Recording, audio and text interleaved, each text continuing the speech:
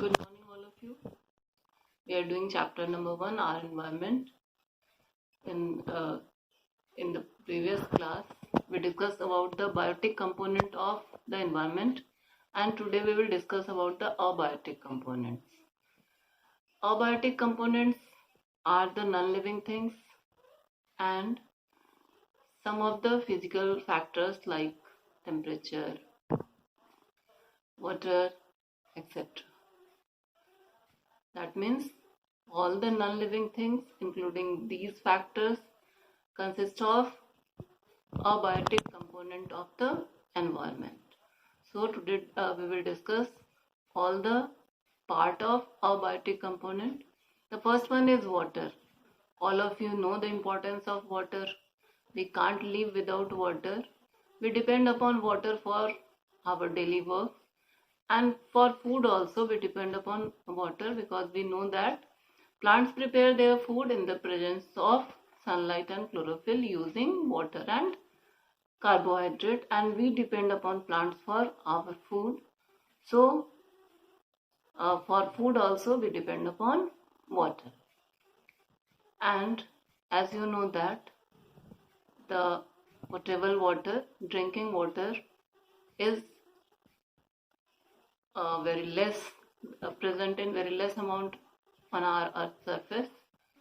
So we will have to conserve the rainwater, and we will have to use the rainwater in different purposes. For conserving the rainwater and reusing the rainwater in different purpose, that process is known as rainwater harvesting. Rainwater harvesting, as you know, it is the way to collect rainwater when it rains. Rainwater can be stored above the ground or underground and then used later. This happens naturally in open rural areas. However, in congested metropolitan cities, we need to create a method to capture the rainwater. Rooftop rainwater harvesting is one of such methods. Here, rainwater can be collected at the rooftops of houses. Through pipes, this water can be transferred to tanks, pits, or small wells. Since the water is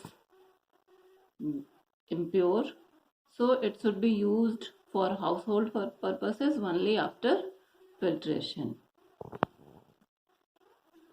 Rainwater is collected in underground wells and pits also, and that rainwater increases the groundwater level and helps in increasing the usable water. The second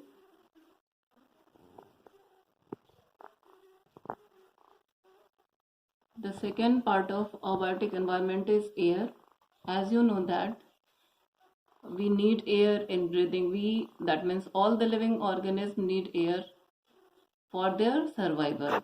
And you know that air is a mixture of different gases.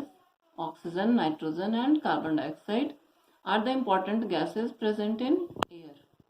Plants and animals use oxygen for respiration, and plants consume carbon dioxide for photosynthesis, and that means they use carbon dioxide for preparing the food and release oxygen back into the atmosphere. And other than oxygen, nitrogen and carbon dioxide, small amounts of other gases, bacteria and viruses and dust are also present in air. Clean air is essential for our health. It provides oxygen that is necessary to sustain life. Next factor is light. As you know that natural light, the source of natural light is sun during daytime, moon and star during night. As you know that we depend upon light also for our different functions, and plants depend upon light to prepare their food, and dependency of living things, other living things on plant for their food is, I think it is clear to you all that all the living organisms depend upon plants and plants depend upon sunlight for their food. Light penetrates into the forest also as well as into the water bodies. Aquatic plants use sunlight for photosynthesis just like the other plants also. However, the amount of light reaching these plants decreases with an increase in the depth of water. As we reaches in depth of water, the amount of light which reaches to the depth decreases slowly. That's why very few plants are able to survive in deep water. Plants and animals respond to light in different ways. Morning glory, it is a flower which bloom out at sunrise and close down after sunset. The sunflower always faces the sun in the morning. It faces the east. In the evening, it turns towards the west. In the morning, it faces the east, and evening it turns towards the west. This shows the response of some plants towards light. There are some animals also which show variations in their behavior with the amount of light available to them. Most of the animals are active during the day when there is light.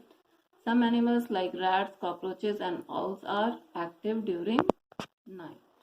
Now the next factor is temperature. Temperature is the indicative of the degree of hotness or coldness of that place, and it is measured by a device. All of you know that the device is thermometer. The degree of hotness varies from place to place, and activity of living organism also depend upon temperature. It is an important factor that determines the distribution of plants and animals on earth. Each organism has its own tolerance range for temperature. Most plants and animals grow in warm places, but some need a cold climate. Cows can tolerate the hot weather better than buffaloes. We often see buffaloes cooling themselves in ponds during summer. This is because buffaloes are black in color and black color absorb heat. And they also do not have efficient sweat glands, and that's why they feel the heat more and need to cool themselves by remaining in water. On the other hand, camels can tolerate even the extreme heat of deserts. They have no sweat glands, and this helps in reducing the loss of water from their body. Due to no sweat glands present in their body, there is less reduction of water from their body. They can live without water for many days. Polar bears and penguins are found only in cold regions. Tigers and elephants are found in warm regions. This shows the dependency of different animals upon temperature. Next factor is soil. It is also the last factor of abiotic component is soil. The dependency of living things upon soil. Soil is the foundation for each and every living thing. Plants can grow in soil. They absorb minerals from the soil. So soil is the important factor of abiotic component and of our environment. Students, today we learn about the different parts of abiotic component of our environment. So next day we will do the interaction, that means dependency of biotic and abiotic component on each other. Then we will do mineral cycle and carbon dioxide oxygen balance in nature. So that's all for today. Thank you. Have a nice day.